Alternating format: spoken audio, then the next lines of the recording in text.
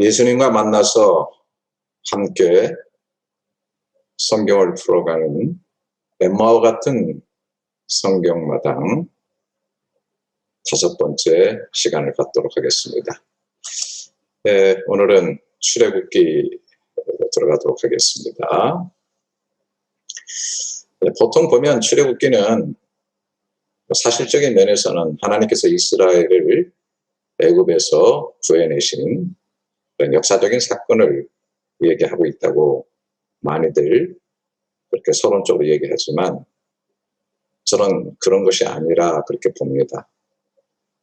내용은 예수 그리스도께서 죄와 사망에 포로되어 있는 우리 인생들을 어떻게 구원해 내시는가를 정확하게 알려주는 책이다 하는 것이죠. 그래서 실제 역사적으로는 이스라엘이 애굽에서 나온 것을 기록한 것이 사실이지만은 그런 역사를 이야기하고자 쓴 책이 아니다라고 하는 것입니다. 우선 제가 그 말씀을 하나 드릴 것이 누가복음 9장의 내용입니다. 9장 28절부터 31절에 보면 이 말씀을 하신 후 8일쯤 되어 예수께서 베드로와 요한과 야고보를 데리고 기도하시러 산에 올라가사 기도하실 때에 용모가 변화되고 그 옷이 휘어져 광채가 나더라. 문득 두 사람이 예수와 함께 말하니 이는 모세와 엘리야라. 영광 중에 나타나서 장차 예수께서 예루살렘에서 별세하실 것을 말할세 그렇게 얘기하고 있습니다. 여러분 여기 예수님께서 변화산에 올라가셔가지고 하늘에서 내려온 모세와 엘리야를 만나게 되고 그 내용이 예루살렘에서 별세하실 것을 말했다. 별세가 뭐죠?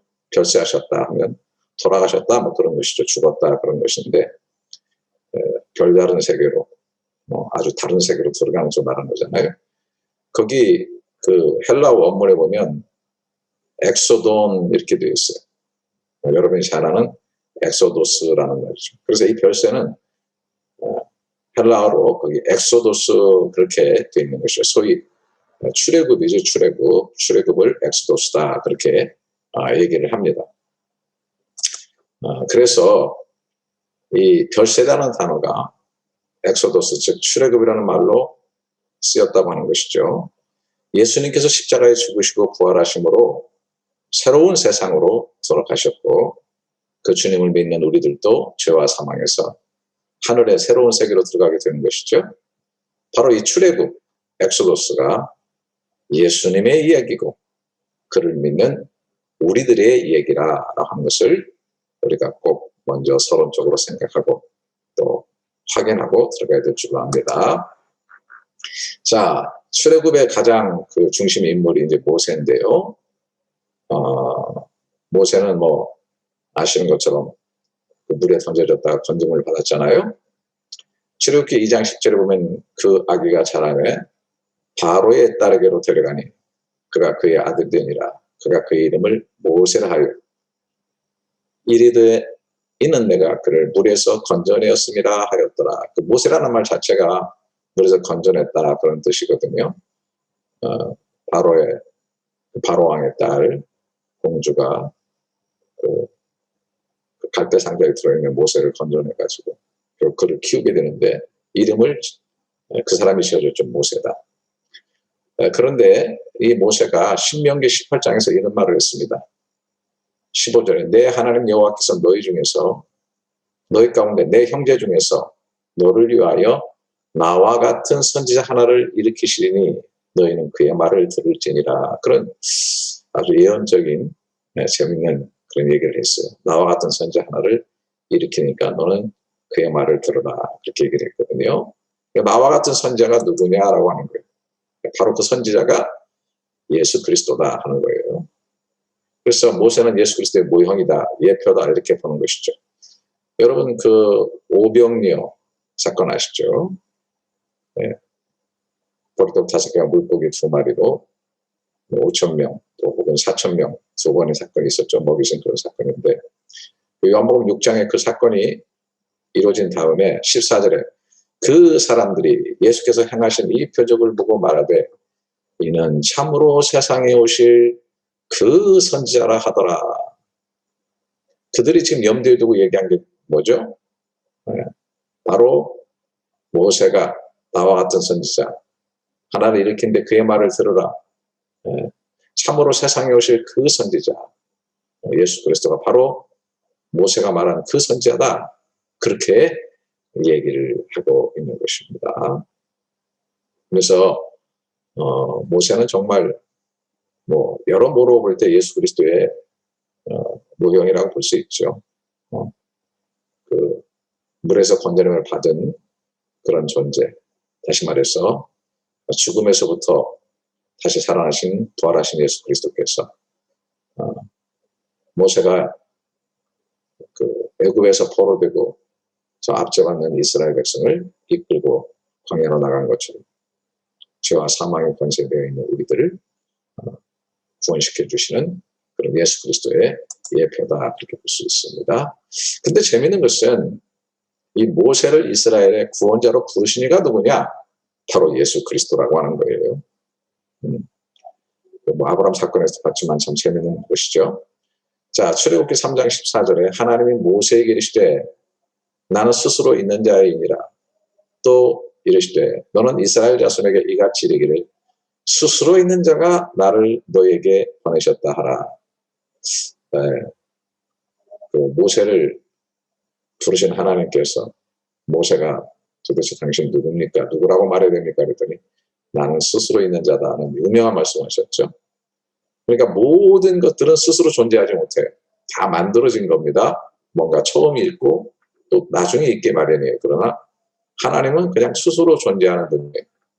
그리고 존재하는 모든 것을 존재하게 하시는 그 원천이 되시는 분이죠. 나는 스스로 있는 자.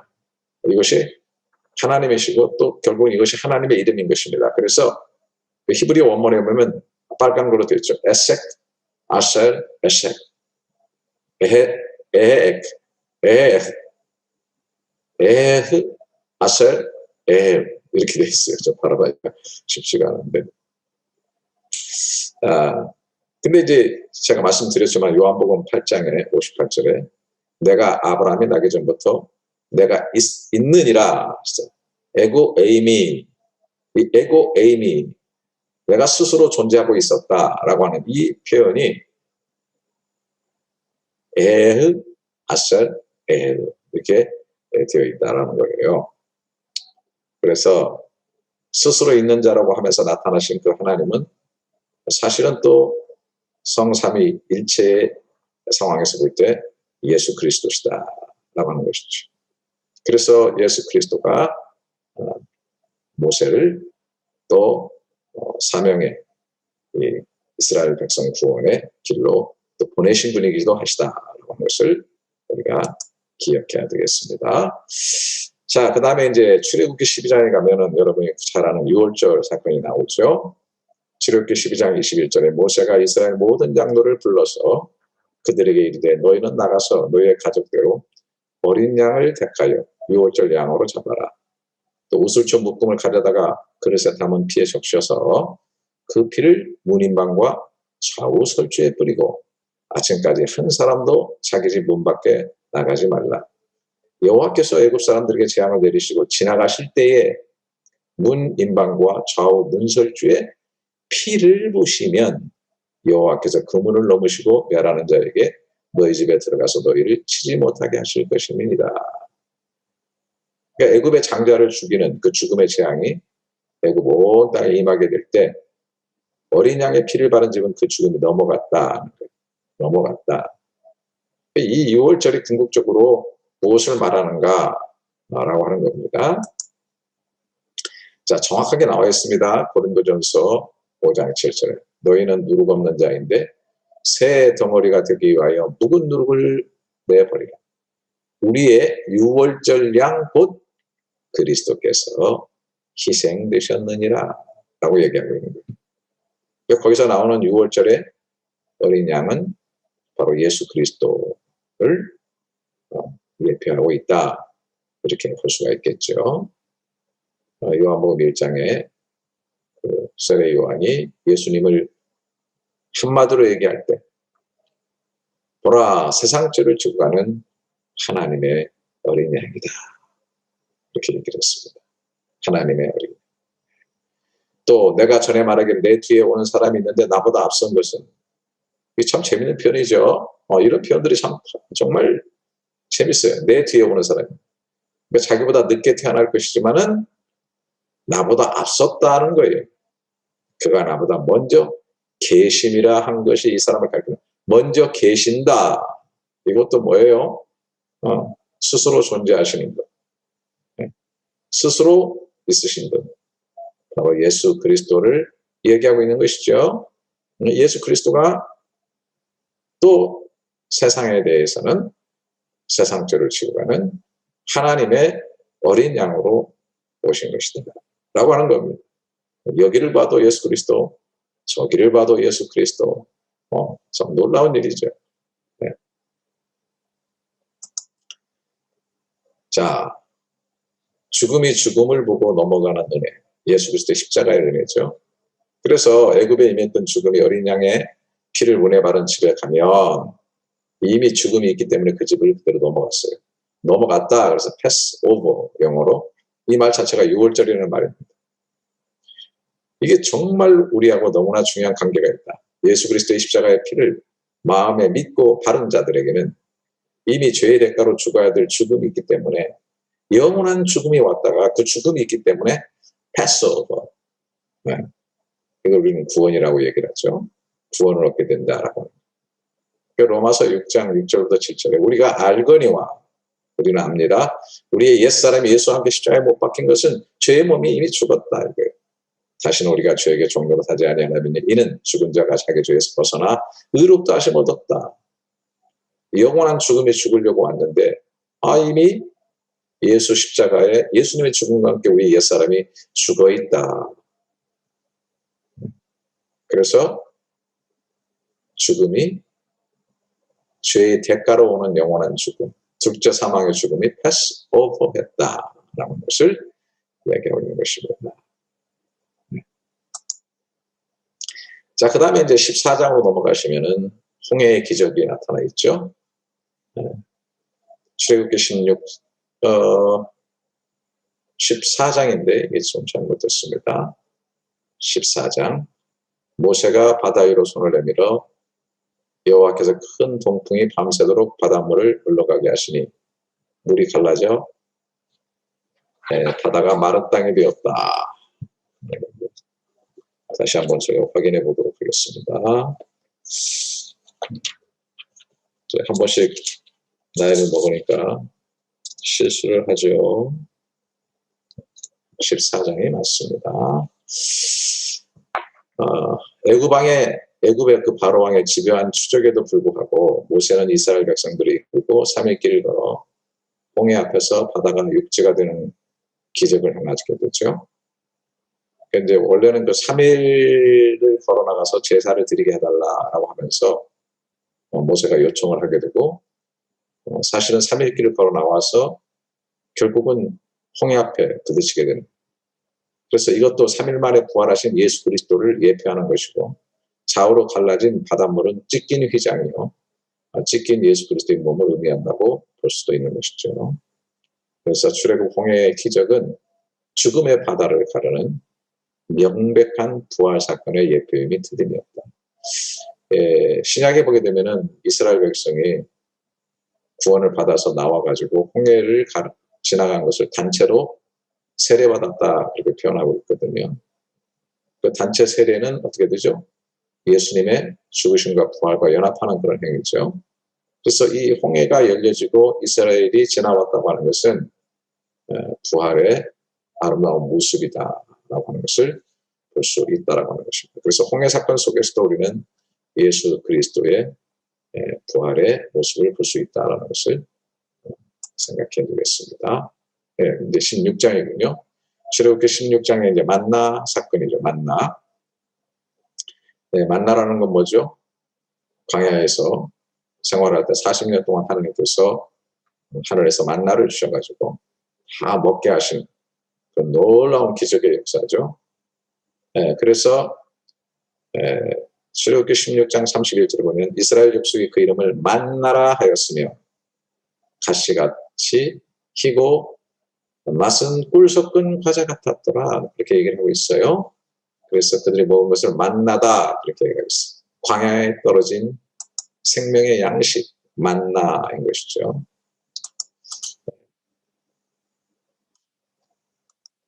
자, 그런데 이제 오병여의 기적이 있은 후에 예수님께서 유대인과 나눈 대화에서 이 만나의 실체를 얘기하고 있어요. 자, 요한복음 6장 32절부터 기록된 바 하늘에서 그들에게 떡을 주어 먹게 하였다 함과 같이 우리 조상들은 광야에서 만나를 먹었습니다. 그랬더니 예수께서 이르시되 내가 진실로 진실로 너희에게 이르노니 모세가 너희에게 하늘로부터 떡을 준 것이 아니라 내 아버지께서 너희에게 하늘로부터 참떡을 주신 것이다.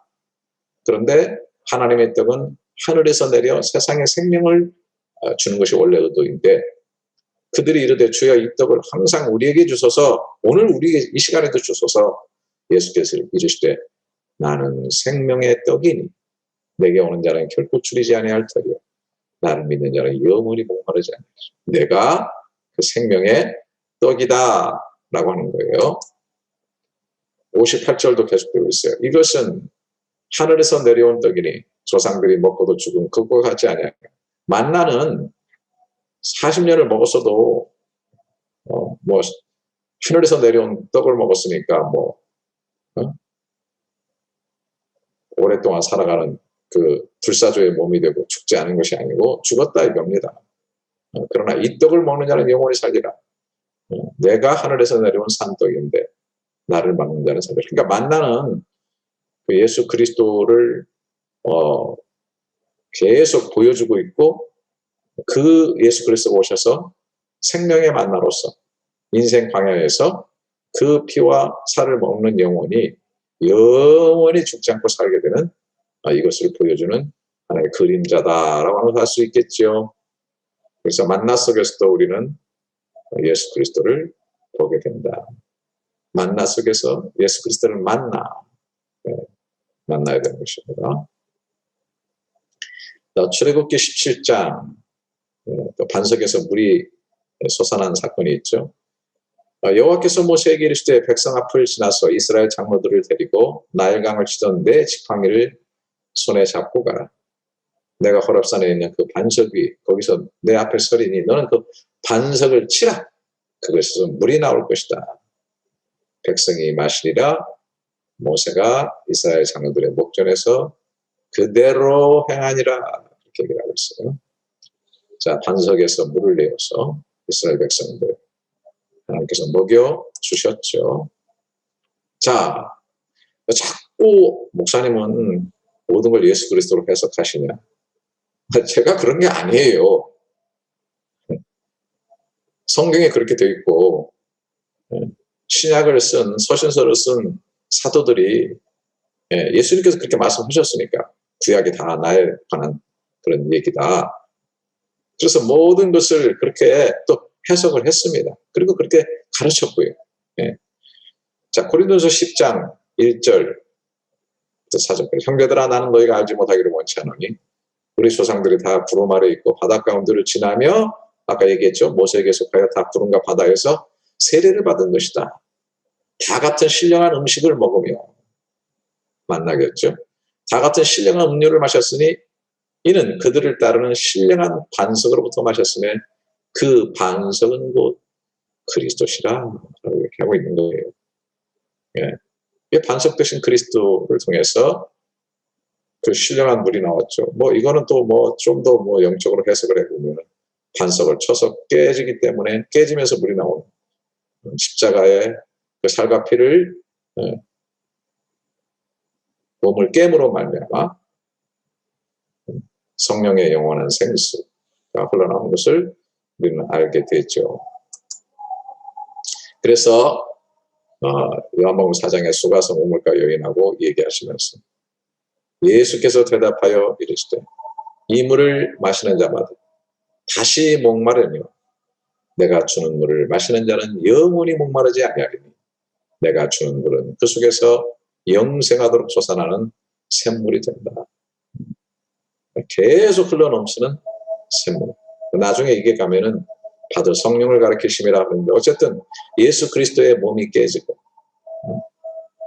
그리고 약속하신 성령이 우리 가운데 오셔서